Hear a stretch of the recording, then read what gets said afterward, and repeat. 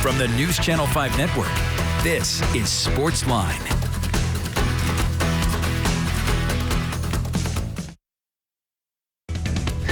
Hey there, SportsLine on your television. Steve Layman here with you. Glad you are here with us tonight on News Channel 5 Plus.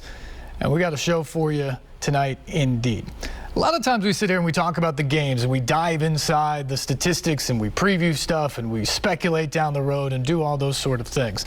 But sometimes you have to dig deeper into some of the issues within sports as well, because after all, sports are all about fairness and trying to find the best possible outcomes for the people involved. That's what we want.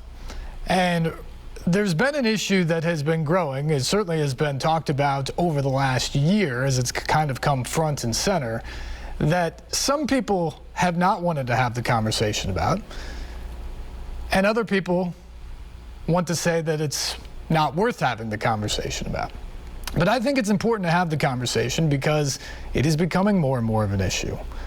And tonight, as you'll find out over the next half hour or so, it's an issue that has impacted someone who grew up here locally, starred in her specific sport, and now may not get an honor that could be hers. We don't know. We'll see exactly what plays out. But it's something that people are starting to discuss and other people are trying to hide. And I think it's worth having the discussion because it's coming. The conversation is going to come whether we like it or not, and people need to understand exactly what's going on. The story tonight revolves around a swimmer at the University of Pennsylvania named Lia Thomas. And Lia Thomas is the current 500-meter freestyle champion at the NCAA Women's Swimming Championship. Also finished 5th in the 200 freestyle. Lia Thomas was a man for the first 20 years of her life and transitioned in 2020 to become a woman. That's all well and good. That's not what this is about tonight.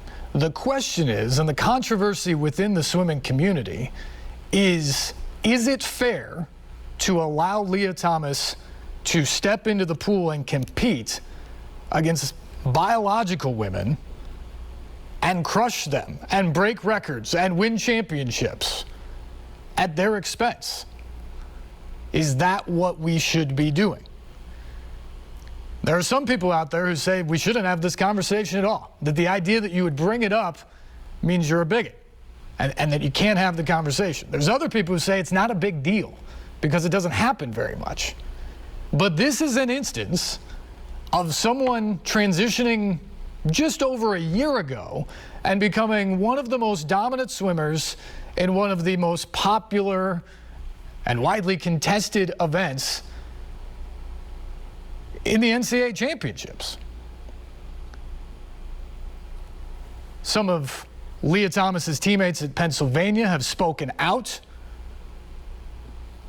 The university has told them they need therapy and need to be more sensitive about the issue.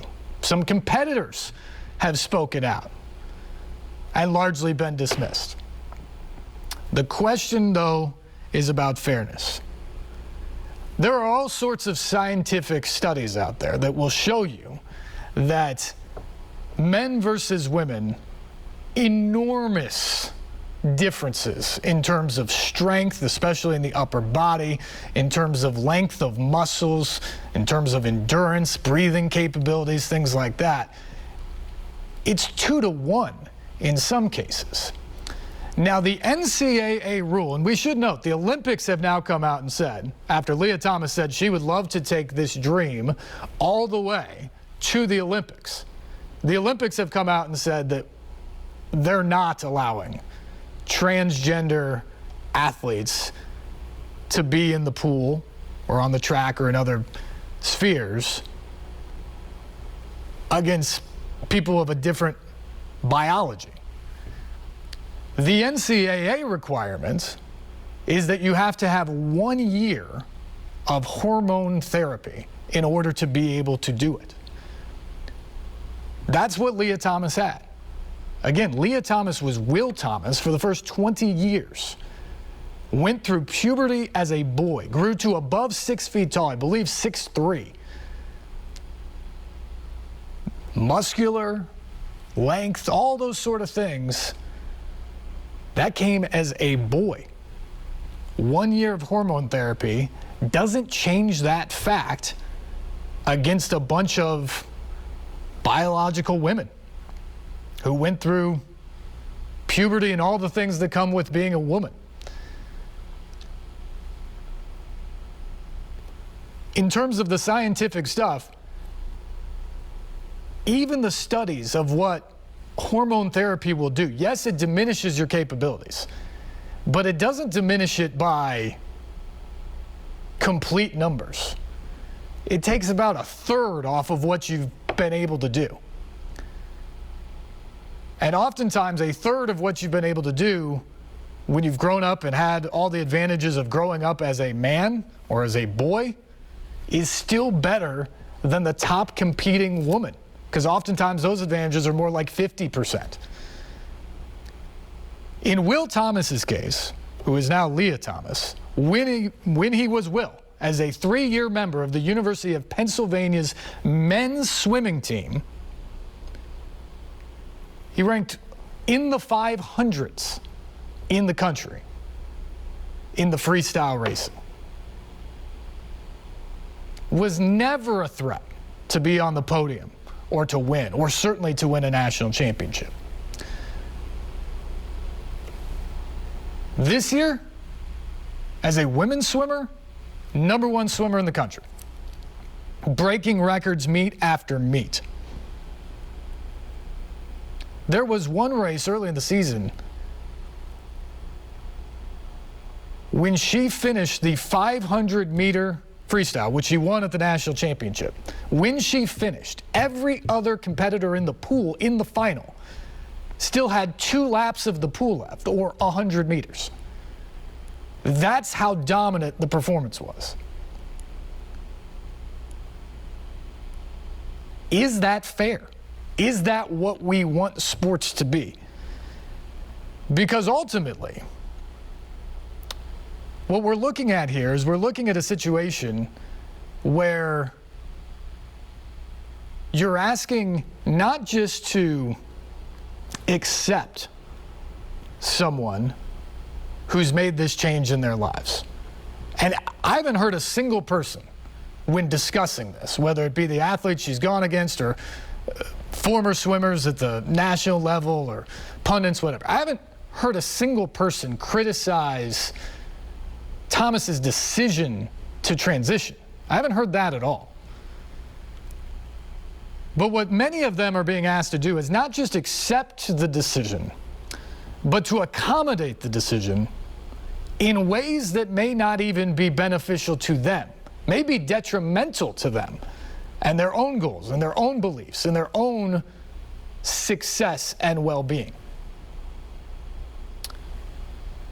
We have laws in this country that prevent discrimination when it comes to transgender people in terms of getting into school, in terms of getting jobs, all those sort of things.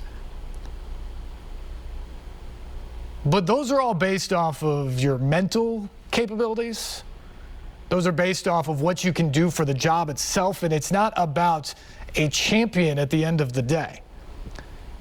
One of the great things about sports is the idea that it's the ultimate fair playing field. It's the ultimate meritocracy. Whether you're running a race, whether you're playing basketball or football or batter versus pitcher on baseball, whatever it is, the belief is this, that when you get out there, the best man or woman wins. And that the person across from you is just like you. Didn't do anything different, has no advantage. And you find out who the best man or woman is. That's why we do drug testing so rampantly throughout sports. Because a long time ago, we determined that it was categorically unfair and against the entire spirit of the games themselves to have people who are juicing, to have people who are taking steroids or other performance-enhancing drugs to allow them to be at a different level than everybody else playing on the same field or in the same arena. In a lot of ways, that's what this feels like. And that doesn't mean that you can't have empathy or you shouldn't accept the decision. But the question is, if you accommodate the decision and allow Lia Thomas, or a couple years ago we had a story of 2 transgender female athletes at the high school track level in Connecticut who were winning all the races there in high school track. Prevented a couple of girls from adding honors that probably would have led to scholarships for them in college. How many people did Lia Thomas keep from winning championships this year or being on the podium as a top 3 at a race? Maybe being an All-American at the end of the year. And is it fair to all of them to make the accommodation to Thomas? That's a challenging question. And again, there's a lot of people out there who don't want you to even have the conversation. And there's others that say Lia Thomas is a rare case. That's not how it normally happens. But these cases are becoming more and more common. Lia Thomas does this and immediately becomes a champion. That happened a couple of years ago in Connecticut high school sports. We've seen it in a few other places as well. And the numbers out there are that right now, for whatever reason, in the current high school class,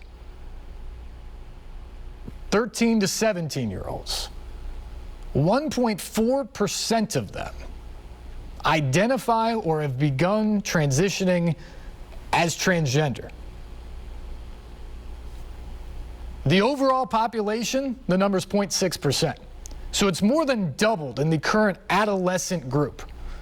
Why that is, your guess is as good as mine. But that's something that we're going to have to tackle with, and it's food for thought for those that say this is too rare to worry about it happening to your kid or on a large scale, because it's now happening in the last few years more and more. The perfect solution, of course, would be that there could be another category. I don't know if it's become that common at this point. But what is the answer? For her part, Lia Thomas has shown absolutely no regard for those that have concern about her being in the pool. For her, in all her statements, it's all about her and how it's made her feel and how much she's enjoyed the success she's had. For other competitors, again, it's the difference between maybe getting that scholarship, maybe getting on the podium, maybe winning a big honor. And there's a honor that comes up at the end of the season. Again, Lia Thomas won the 500-meter freestyle at the NCAA championships. But sort of the last big honors of the year that the NCAA hands out are the NCAA Men and Women of the Year.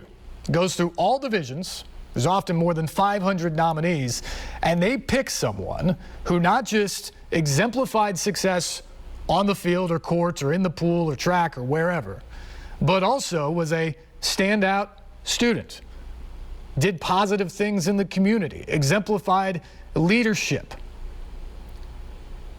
The University of Pennsylvania just nominated Lia Thomas as their Woman of the Year.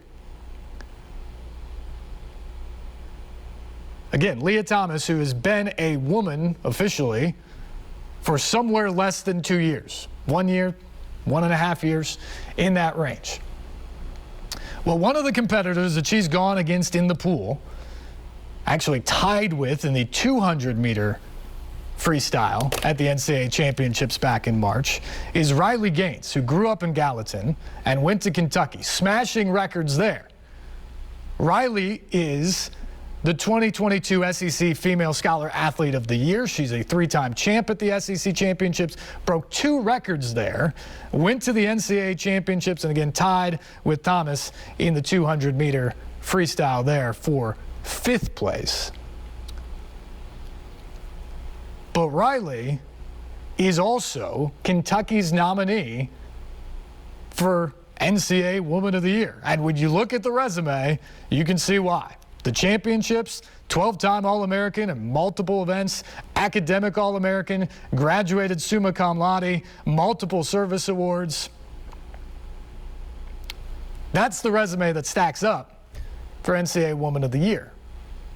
Is it possible she could lose out to Lia Thomas on this? Riley has spoken out on that. And when we come back, we will try to connect with Riley and talk to her about exactly what's going on here and her experience this year at the NCAA Championships, what other swimmers are saying, and what she hopes the NCAA ultimately decides about all of this.